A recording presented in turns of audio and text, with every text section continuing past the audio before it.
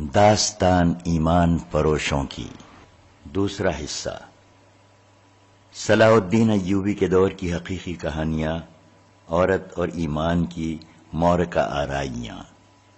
التمش۔ فہرست: قاہرہ میں بغاوت اور سلطان ایوبی، کھنڈیروں کی آواز، رینی الیگزینڈر کا آخری معرکہ، میرے فلسطین میں آؤں گا، وہ جو مردوں کو زندہ کرتا تھا، جب خزانہ مل گیا، اسلام کی پاسبانی کب تک کرو گے، اسلام کی بقا کچے دھاگے سے لٹک رہی تھی۔ پیش ہے مسلمان نوجوانوں کے نام۔ آپ نے اس ولولہ انگیز سلسلے کا پہلا حصہ پڑھ لیا ہے، دوسرا حصہ پیش کیا جا رہا ہے۔ ہم داستان ایمان فروشوں کی کے مصنف محترم التمش کے ممنون ہیں، جنہوں نے حکایت میں مجاہد اعظم سلطان صلاح الدین ایوبی کے دور کی قیمتی کہانیوں کا یہ سلسلہ شروع کیا۔ ان میں آپ کو وہ تمام لوازمات ملیں گے جو آپ کے اور نوجوان نسل کے مطالبوں کی تسکین کریں گے، اور ساتھ ہی ساتھ اس قومی جذبے کو بھی زندہ و بیدار کریں گے جسے ہمارا دشمن پر لذت اور تقریبی کہانیوں کے ذریعے مارنے کی کوشش کر رہا ہے۔ صلاح الدین ایوبی کے دور میں جتنی اسلام کش سازشیں ہوئی ہیں، اتنی اور کسی دور میں نہیں ہوئیں۔ صلیبیوں کو میدان جنگ میں سلطان صلاح الدین ایوبی کو شکست دینا آسان نظر نہ آیا، تو انہوں نے مسلمان امراء اور سالاروں کو ہاتھ میں لینے کے لیے جہاں بے دریغ زر و جواہرات استعمال کیے، وہاں غیر معمولی طور پر حسین اور چالاک عیسائی اور یہودی لڑکیوں کو بھی استعمال کیا۔ اس کے ساتھ ہی مسلمانوں کی نوجوان نسل کی کردار کشی کے نہایت دلکش ذرائع اختیار کیے۔ انہوں نے حسن بن صباح کے پیشہ ور قاتلوں کو بھی استعمال کیا۔ اس دور کا دشمن آج بھی ہمارا دشمن ہے اور ابھی تک وہی پرلذت حربے استعمال کر رہا ہے۔ یہ کہانیاں خود بھی سنیں، بچوں کو بھی سنائیں۔ اگر آپ سچے دل سے فحش، عریاں اور مخرب الاخلاق کہانیوں سے اپنے بچوں کو محفوظ کرنا چاہتے ہیں تو اسے اپنے گھر والوں کو ضرور سنائیے۔ آج پھر تاریخ اپنے آپ کو دہرا رہی ہے اور صلاح الدین ایوبی کو پکار رہی ہے۔ قاہرہ میں بغاوت اور سلطان ایوبی۔ فلسطین ابھی صلیبیوں کے پاؤں تلے کراہ رہا تھا۔ یروشلم صلیب پر لٹکا ہوا تھا، اس مقدس شہر سے خون رس رہا تھا۔ وہاں کے مسلمان جو صلیبیوں کے ظالمانہ استبداد کے شکنجے میں آئے ہوئے تھے، پس رہے تھے، تڑپ رہے تھے اور سلطان ایوبی کا انتظار کر رہے تھے۔ ان تک یہ اطلاعیں پہنچ چکی تھیں کہ سلطان ایوبی فلسطین کی سرزمین میں داخل ہو چکا ہے اور شوبک کا قلعہ مسلمانوں کے قبضے میں ہے۔ یہ ان کے لیے خوشخبری تھی، مگر یہ خوشخبری پیغام اجل ثابت ہوئی۔ صلیبیوں نے شوبک کی شکست کا انتقام یروشلم اور دیگر شہروں اور قصبوں کے مسلمانوں سے لینا شروع کر دیا تھا۔ وہ مسلمانوں کو مردہ کر دینا چاہتے تھے تاکہ وہ جاسوسی نہ کر سکیں، حملے کی صورت گیری میں صلاح الدین ایوبی کی مدد کرنے کی جرت نہ کریں۔ سب سے زیادہ مظالم کرک کے مسلمانوں پر توڑے جا رہے تھے۔ شوبک کے بعد کرک ایک بڑا قلعہ تھا جس پر صلیبیوں کو بہت ناز تھا۔ ایسا ہی ناز انہیں شوبک پر بھی تھا، مگر ان کے ناز کو سلطان ایوبی کی نہایت اچھی چال اور اس کے مجاہدین کی شجاعت نے ریت کے ذروں کی طرح بکھیر دیا تھا۔ اب صلیبی کرک کو مضبوط کر رہے تھے۔ وہاں کے مسلمان باشندوں پر تشدد ایک احتیاطی تدبیر تھی۔ صلیبیوں کو یہ وہم ہو گیا تھا کہ مسلمان جاسوسی کرتے ہیں، چنانچہ یہاں بھی انہوں نے شوبک کی طرح مشتبہ مسلمانوں کو بیگار کیمپ میں پھینکنا شروع کر دیا تھا۔ فلسطین کی فتح ہمارا ایک عظیم مقصد ہے، مگر کرک سے مسلمانوں کو نکالنا اس سے بھی عظیم تر مقصد ہونا چاہیے۔ جاسوسوں کا ایک گروہ کا سربراہ سلطان ایوبی کو بتا رہا تھا۔ وہ طلب چنگیز نام کا ایک ترک تھا جو 6 جاسوسوں کو شوبک سے بھاگے ہوئے عیسائی باشندوں کے بحروپ میں کرک سے لے گیا تھا۔ وہ 3 مہینوں بعد واپس آیا تھا۔ سلطان ایوبی کو علی بن سفیان کی موجودگی میں وہاں کے حالات بتا رہا تھا۔ صلیبی فوج جو بھاگ کر کرک پہنچی تھی، اس کے متعلق اس نے بتایا کہ خاصی بری حالت میں ہیں اور فوری طور پر لڑنے کے قابل نہیں۔ اس ہاری ہوئی فوج نے کرک میں جاتے ہی مسلمانوں کا جینا حرام کر دیا۔ اندھا دن گرفتاریاں شروع ہو گئیں۔ مسلمان عورتوں نے باہر نکلنا چھوڑ دیا۔ جہاں کسی مسلمان پر ذرا شک ہوتا اسے پکڑ کر بیگار کیمپ میں لے جاتے، جہاں انسان ایسا مویشی بن جاتا ہے جو بول نہیں سکتا، صبح کے اندھیرے سے رات کے اندھیرے تک کام کرتا، سوکھی روٹی اور پانی پر زندہ رہتا۔ ہم نے وہاں زمین دوز مہم چلائی کہ جتنے مسلمان جو ان میں ہیں یا لڑنے کی عمر میں ہیں وہ یہاں سے نکل کر شوبک پہنچے اور فوج میں بھرتی ہو جائیں، تاکہ کمک کا انتظار کیے بغیر کرک پر حملہ کیا جا سکے۔ چنگیز ترک نے کہا، ہماری موجودگی میں کچھ لوگ وہاں سے نکل آئے تھے، لیکن یہ کام ایک تو اس لیے مشکل ہے کہ ہر طرف صلیبی فوج پھیلی ہوئی ہے، اور دوسری مشکل یہ ہے کہ اپنے کنبوں خصوصاً عورتوں کو وہ عیسائیوں کے رحم و کرم پر چھوڑ کر نہیں آ سکتے تھے۔ فوری ضرورت یہ ہے کہ کرک پر حملہ کیا جائے اور مسلمانوں کو نجات دلائی جائے۔ اس سے پہلے ایک اور جاسوس یہ اطلاع دے چکا تھا کہ صلیبیوں کی اسکیم اب یہ ہے کہ سلطان ایوبی کرک کا محاصرہ کرے گا تو صلیبیوں کی ایک فوج جو ایک صلیبی حکمران ریمانڈ کے زیر کمان ہے عقب سے حملہ کرے گی۔ سلطان ایوبی نے پہلے ہی اپنے فوجی سربراہوں سے کہہ دیا تھا کہ صلیبی عقب سے حملہ کریں گے۔ اس صورتحال کے لیے اسے زیادہ فوج کی ضرورت تھی، اس لیے چنگیز کو رخصت کر کے علی بن سفیان سے کہا، جذبات کا تقاضا یہ ہے کہ ہمیں فوراً کرک پر حملہ کر دینا چاہیے۔ میں اچھی طرح اندازہ کر سکتا ہوں کہ وہاں کے مسلمان کس جہنم میں پڑے ہوئے ہیں، لیکن حقائق کا تقاضا یہ ہے کہ اپنی صفوں کو مستحکم کیے بغیر آگے ایک قدم نہ اٹھاؤ۔ ضرب اس وقت لگاؤ جب تمہیں یقین ہو کہ کاری ہوگی۔ ہم ان عورتوں اور بچوں کو نہیں بھول سکتے جو دشمن کے ہاتھوں ذلیل و خوار اور قتل ہوئے ہیں۔ یہ ہمارے گمنام شہید ہیں، یہ قوم کی عظیم قربانی ہے۔ میں انہی کی آبرو اور انہی کے وقار کے لیے فلسطین لینا چاہتا ہوں۔ اگر میرا مقصد یہ نہ ہو تو جنگ کا مقصد ڈاکہ اور لوٹ مار رہ جاتا ہے۔ وہ قوم جو اپنی ان بچیوں اور بچوں کو بھول جائے جو دشمن کے استبداد میں ذلیل و خوار اور قتل ہوئے، وہ قوم ڈاکوؤں اور رہزنوں کا گروہ بن جاتی ہے۔ اس قوم کے افراد دشمن سے انتقام لینے کی بجائے ایک دوسرے کو لوٹتے، ایک دوسرے کو دھوکے اور فریب دیتے ہیں۔ ان کے حاکم قوم کو لوٹتے اور عیش و عشرت کرتے ہیں، اور جب دشمن انہیں کمزور پا کر ان کے سر پر آ جاتا ہے تو کھوکھلے نعرے لگا کر قوم کو بے وقوف بناتے اور دشمن کے ساتھ درپردہ سودا بازی کرتے ہیں۔ وہ اپنے ملک کا کچھ حصہ اور اس حصے کی آبادی نہایت رازدارانہ طریقے سے دشمن کے حوالے کر کے باقی ملک میں اپنی حکمرانی قائم رکھتے ہیں۔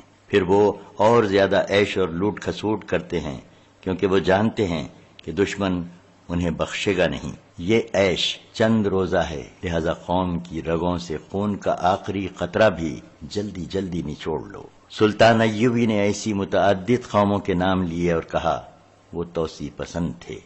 ان کے سامنے اس کے سوا کوئی مقصد نہ تھا کہ ساری دنیا پر بادشاہی کریں اور دنیا بھر کی دولت سمیٹ کر اپنے قدموں میں ڈھیر لگا لیں۔ انہوں نے دوسری قوموں کی عصمت دری کی اور ان کی اپنی بیٹیاں اور بہنیں دوسروں کے ہاتھوں بے آبرو ہوئیں۔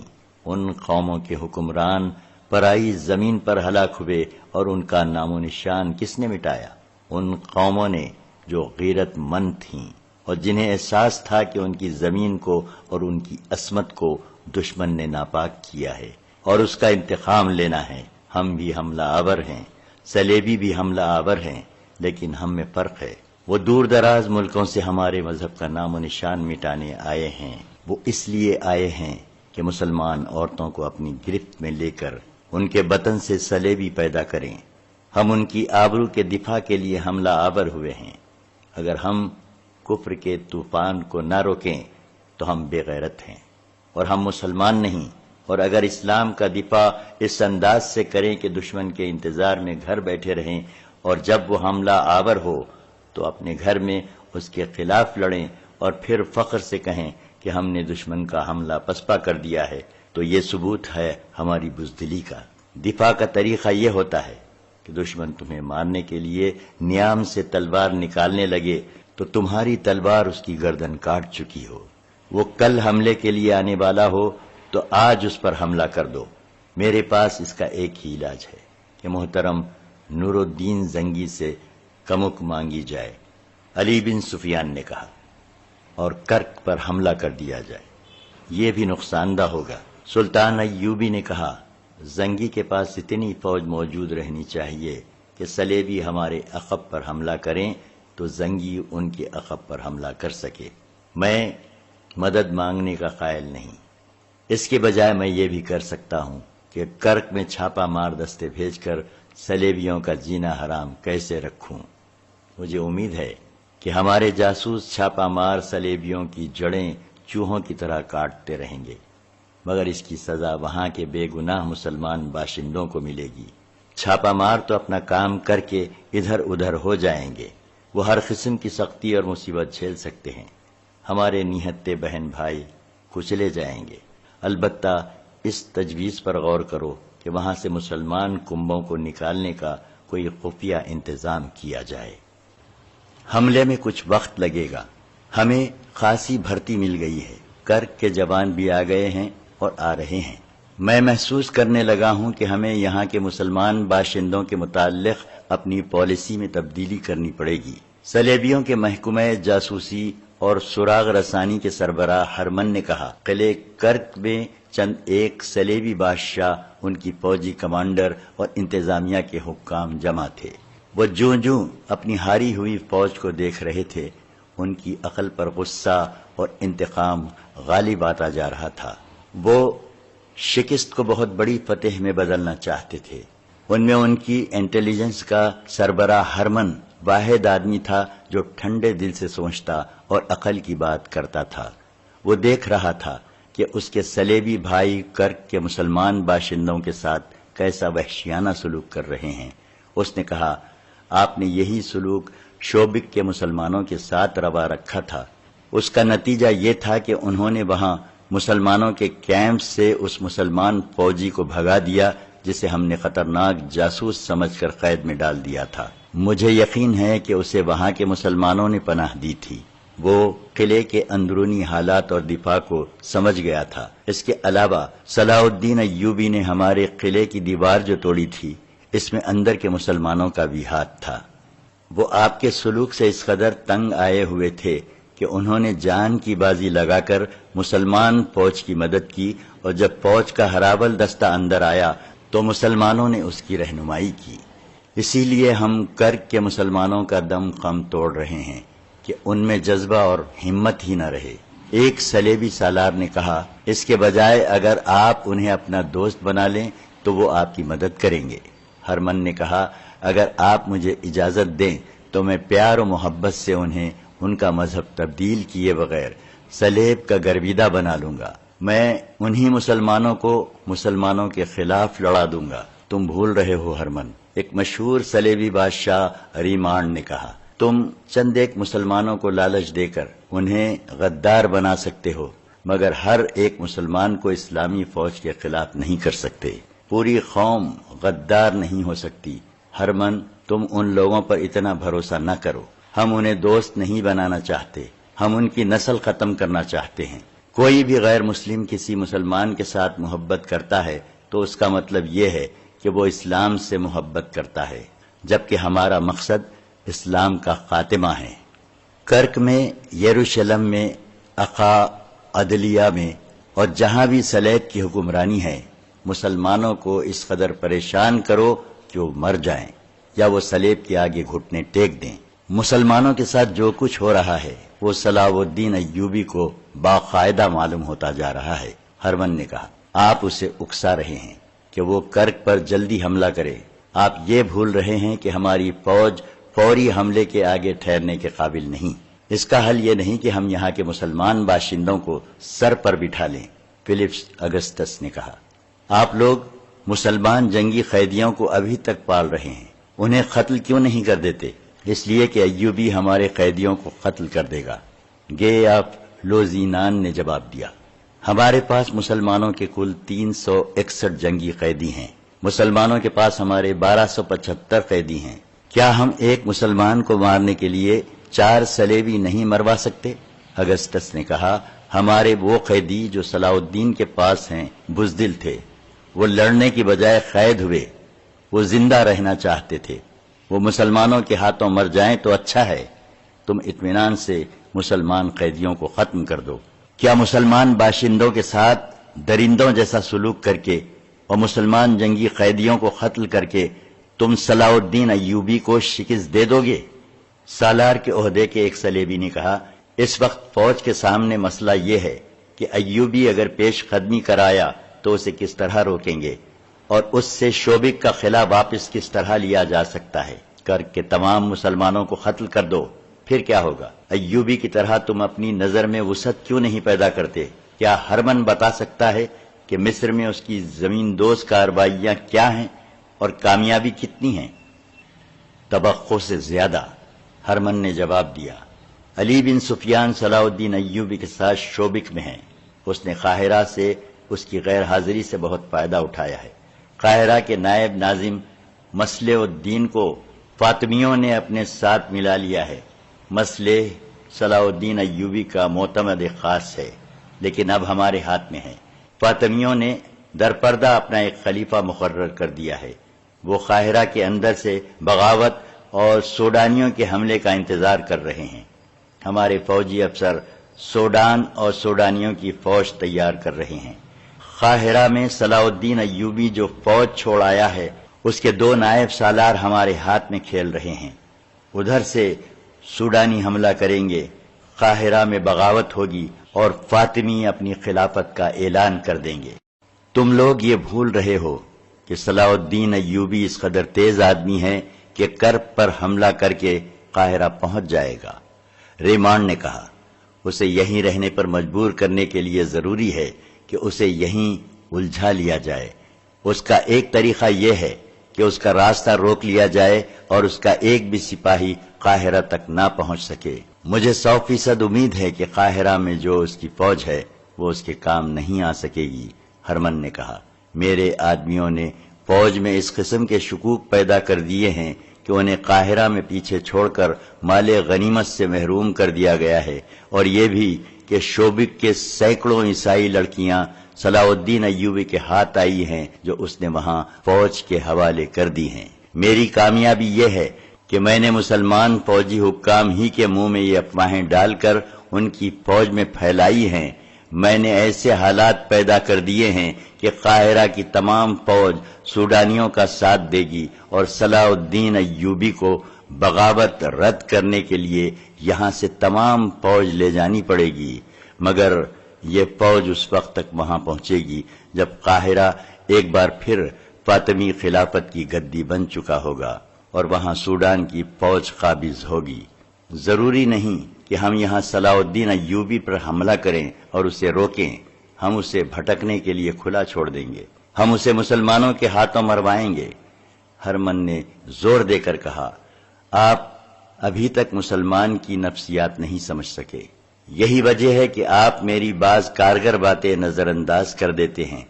مسلمان اگر فوجی ہو اور اس کے دماغ میں ٹریننگ کے دوران یہ بٹھا دیا جائے کہ وہ ملک اور قوم کا محافظ ہے، تو وہ ملک اور قوم کی خاطر جان قربان کر دیتا ہے۔ دنیا کی بادشاہی اس کے قدموں میں رکھ دو، وہ سپاہی رہنا پسند کرے گا، قوم سے غداری نہیں کرے گا۔ اگر اسی فوجی میں جنسی لذت، شراب نوشی اور عہدوں کی خواہش پیدا کر دو تو وہ اپنا مذہب بھی داؤ پر لگا دیتا ہے۔ ہم نے جن مسلمان فوجی حکام کو اپنے ساتھ لایا ہے ان میں یہی خامیاں پیدا کی تھیں اور کر رہے ہیں، مگر فوجی کو غدار بنانا اتنا آسان نہیں جتنا انتظامیہ کے حکام کو اپنے ہاتھ میں لینا آسان ہے۔ ہرمن نے کہا، انتظامیہ کے ہر حاکم میں امراء اور وزراء کے صف میں آنے کی شدید خواہش ہوتی ہے، ان لوگوں پر بادشاہ بننے کا خبت سوار ہے۔ مسلمان کی تاریخ دیکھیں، ان کے رسول صلی اللہ علیہ وسلم کے بعد یہ لوگ خلافت پر ایک دوسرے سے لڑتے رہے ہیں۔ ان کے جنرلوں نے نہایت دیانتداری سے اپنا کام جاری رکھا، وہ دوسرے ملکوں کو تہ تیغ کرتے رہے اور اسلامی سلطنت کو وسیع کرنے کی کوشش کرتے رہے، لیکن ان کے خلیفوں نے جہاں دیکھا کہ فلاں جرنیل ایسا مقبول ہو گیا ہے کہ اس کی فتوحات کی بدولت قوم اسے خلیفہ سے زیادہ مقام دینے لگی ہے، تو خلیفہ اور اس کے حواریوں نے اس جرنیل کو غلط احکام دے کر اسے ذلیل اور رسوا کر دیا۔ خود خلیفہ کی گدی مخالفین سے محفوظ نہ رہی، مخالفین کی نگاہ اسلامی سلطنت کی وسعت سے ہٹ کر خلافت کے حصول پر مرکوز ہو گئی۔ جرنیل ہارتے چلے گئے، ان کے فتح کیے ہوئے علاقے ان کے ہاتھ سے نکلتے چلے گئے۔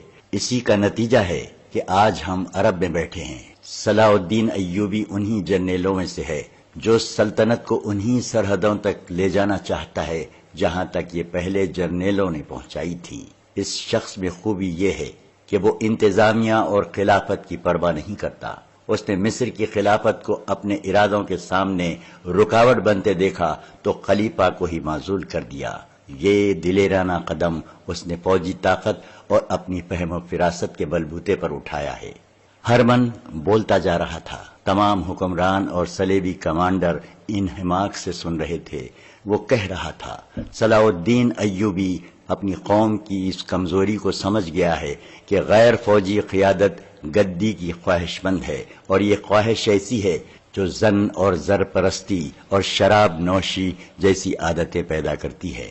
ہم نے صرف ان فوجی افسروں کو ہاتھ میں لیا ہے جو اقتدار کے خواہش مند ہیں، اسی لیے ہم زیادہ تر اثر انتظامیہ کے سربراہوں پر ڈال رہے ہیں۔ فوج کو کمزور کرنے کا طریقہ یہ ہے کہ اسے لوگوں کی نظروں میں رسوا کر دیا جائے۔ یہ کام میرا ہے جو میں کر رہا ہوں۔ آپ شاید میری تائید نہ کریں، لیکن میں آپ کو بتا دینا چاہتا ہوں کہ آپ صلاح الدین ایوبی کو میدان جنگ میں آسانی سے شکست نہیں دے سکتے۔ وہ صرف لڑنے کے لیے نہیں لڑتا، اس کے عزم کی بنیاد ایک ایسے منصوبے پر ہے جسے اس کی ساری فوج سمجھتی ہے۔ اس کی بنیادی خوبی یہ ہے کہ وہ اپنے خلیفہ سے یا غیر فوجی قیادت سے حکم نہیں لیتا۔ وہ کٹر مسلمان ہے۔ وہ کہتا ہے کہ میں خدا اور قرآن سے حکم لیتا ہوں۔ میرے جو جاسوس بغداد میں ہیں انہوں نے اطلاع دی ہے کہ ایوبی نے نور الدین زنگی کو ساتھ ملا کر یہاں سے انقلابی تجاویز بھیجی ہیں جن پر عمل درآمد شروع ہو گیا ہے۔ ایک یہ ہے کہ امیر العلماء سے یہ فتویٰ صادر کرایا گیا ہے کہ خلافت صرف ایک ہوگی اور یہ بغداد کی خلافت ہوگی۔ یہ خلافت دوسرے ممالک کے متعلق احکام نافذ کرنے اور سمجھوتوں کی بات چیت کرنے سے پہلے اعلیٰ فوجی قیادت سے منظوری لے گی۔ جنگی امور فوج کے ہاتھ میں ہوں گے۔ خلیفہ دور دراز علاقوں میں لڑنے والے جنرلوں کو کوئی حکم نہیں بھیج سکتا۔ تیسرے یہ کہ خلیفہ کا نام خطے میں نہیں لیا جائے گا، اور خلافت کا اثر و رسوخ ختم کرنے کے لیے ایوبی نے حکم جاری کروا دیا ہے کہ خلیفہ یا اس کے نائب یا کوئی قلعے دار وغیرہ جب دورے وغیرہ کے لیے باہر نکلیں گے تو لوگوں کو راستے میں کھڑے ہونے، نعرے لگانے اور سلام کرنے کی اجازت نہیں ہوگی۔ صلاح الدین ایوبی نے سب سے اہم کام یہ کیا ہے کہ سنی شیعہ تفرقہ مٹا دیا ہے۔ ہرمن نے کہا، اس نے شیعوں کو فوج اور انتظامیہ میں پوری نمائندگی دے دی ہے اور نہایت پر اثر طریقوں سے شیعہ علماء کو قائل کر لیا ہے کہ وہ ایسی رسمیں ترک کر دیں جو اسلام کے منافی ہیں۔ صلاح الدین کے یہ انقلابی اقدامات ہمارے لیے نقصان دہ ہیں۔ ہم مسلمانوں کے انہی خامیوں کو استعمال کرنا چاہتے ہیں۔ اب ہماری کوشش یہ ہونی چاہیے، جو دراصل جاری ہے، کہ مسلمانوں کی انتظامی قیادت کو صلاح الدین ایوبی اور اس کی فوج کے خلاف کیا جائے، صرف آج نہیں، ہمیشہ کے لیے۔ فلپ اگسٹس جو مسلمانوں کا کٹر دشمن تھا بولا، ہماری عداوت صرف صلاح الدین سے نہیں، ہماری جنگ اسلام کے خلاف ہے۔ ہماری کوشش یہ ہونی چاہیے کہ ایوبی مر جائے تو یہ قوم کوئی دوسرا ایوبی پیدا نہ کر سکے۔ اس قوم کو عقیدوں، غلط اور بے بنیاد عقیدوں کے ہتھیاروں سے مارو، ان میں بادشاہ بننے کا جنون طاری کر دو، انہیں عیاش بنا دو اور ایسی روایات پیدا کر دو کہ یہ لوگ خلافت کی گدی پر آپس میں لڑتے رہیں، پھر خلافت کو ان کی فوج پر سوار کر دو۔ میں یقین کے ساتھ کہتا ہوں کہ یہ قوم ایک نہ ایک دن صلیب کی غلام ہو جائے گی۔ اس کا تمدن، اس کا مذہب صلیب کے رنگ میں رنگا ہوا ہوگا۔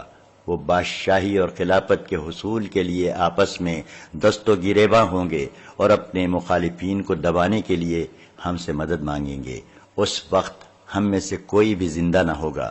ہماری روحیں دیکھیں گی کہ میں نے جو پیشن گوئی کی ہے وہ حرف بحرف سچ ثابت ہوئی ہے۔ اسلام کی جڑیں کھوکھلی کرنے کے لیے یہودی تمہیں اپنی لڑکیاں پیش کر رہے ہیں، انہیں استعمال کرو۔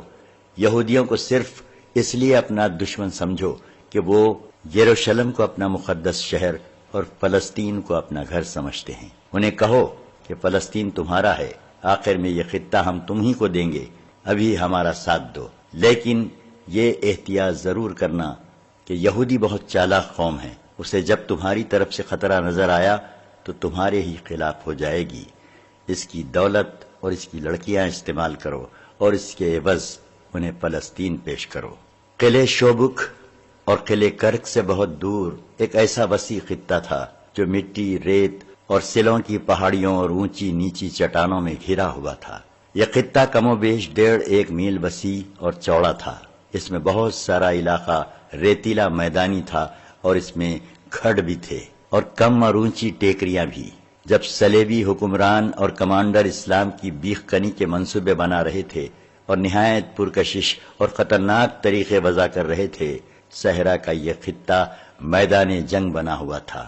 ہزاروں پیادہ، عسکری گھوڑ سوار اور شتر سوار بھاگ دوڑ رہے تھے۔ تلواریں اور برچھیوں کی انیاں چمک رہی تھیں۔ گھوڑوں اور اونٹوں کی دوڑ سے گرد گہرے بادلوں کی طرح آسمان کی طرف اٹھ رہی تھی۔ اس گرد میں پرچھائیاں بھی اڑ رہی تھیں، تیر بھی۔ پیادہ سپاہی گھوڑوں سے آگے نکل جانے کی رفتار سے دوڑنے کی کوشش کر رہے تھے۔ گھوڑ سوار کھڈ پھلانگ رہے تھے۔ ارد گرد پہاڑیوں کی چوٹیوں پر 2 سپاہی آرام آرام سے گھوم پھر رہے تھے۔ ایک پہاڑی کے دامن میں آگ کے شعلے اڑتے اور پہاڑی سے ٹکرا کر پھڑکتے اور بجھ جاتے تھے۔ شور و غل آسمان کو ہلا رہا تھا۔ صلاح الدین ایوبی گھوڑے پر سوار ایک بلند چٹان پر کھڑا یہ نظارہ انہماک سے دیکھ رہا تھا۔ وہ بہت دیر سے اس میدان کے ارد گرد کی چٹانوں پر گھوم رہا تھا۔ اس کے ساتھ اس کے 2 نائب تھے۔ میں آپ کو یقین دلا سکتا ہوں کہ جس رفتار سے سکھلائی ہو رہی ہے، نئے سپاہی چند دنوں میں تجربے کار ہو جائیں گے۔ ایک نائب نے کہا، آپ نے جن سواروں کو وہ اتنا چوڑا کھٹ پھلانگتے ہوئے دیکھا تھا، وہ سب کرک سے آئے ہوئے سوار ہیں۔ میں انہیں اناڑی سمجھتا تھا۔ تیر اندازوں کا معیار بھی اچھا ہو رہا ہے۔ میدان جنگ کا یہ منظر دراصل ٹریننگ تھی جس کے متعلق سلطان ایوبی نے بڑے سخت احکام جاری کیے تھے۔ ارد گرد سے بہت سے جوان فوج میں بھرتی کیے گئے تھے اور کرک سے بھی بہت سے مسلمان چوری چھپے نکل آئے تھے۔ یہ سلطان ایوبی کے جاسوسوں کا کمال تھا کہ کرک سے بھی جوان حاصل کر لیے تھے۔ شوبک کے وہ مسلمان جنہوں نے صلیبیوں کا ظلم و تشدد برداشت کیا تھا، جوش و خروش سے سلطان ایوبی کی فوج میں شامل ہوئے تھے۔ ان کی ٹریننگ کا انتظام وہیں کر دیا گیا تھا۔ سلطان ایوبی اس میں ذاتی دلچسپی لے رہا تھا۔ اسے اس کے نائب یقین دلا رہے تھے کہ وہ نئی بھرتی کو تھوڑے سے عرصے میں پختہ کار بنا دیں گے۔ سپاہی صرف ہتھیاروں کے استعمال اور جسمانی پھرتی سے تجربہ کار نہیں بن سکتا۔ سلطان ایوبی نے کہا، عقل اور جذبے کا استعمال ضروری ہے۔ مجھے ایسی فوج کی ضرورت نہیں جو اندھا دھند دشمن پر چڑھ دوڑے اور صرف ہلاک کرے۔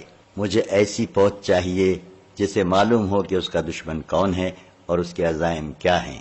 میری فوج کو علم ہونا چاہیے کہ یہ اللہ کی فوج ہے اور اللہ کی راہ میں لڑ رہی ہے۔ جوش و خروش جو میں دیکھ رہا ہوں بہت ضروری ہے، مگر مقصد واضح نہ ہو، اپنی حیثیت واضح نہ ہو تو یہ جوش جلدی ٹھنڈا پڑ جاتا ہے۔ انہیں بتاؤ اور ذہن نشین کراؤ کہ ہم فلسطین کیوں لینا چاہتے ہیں۔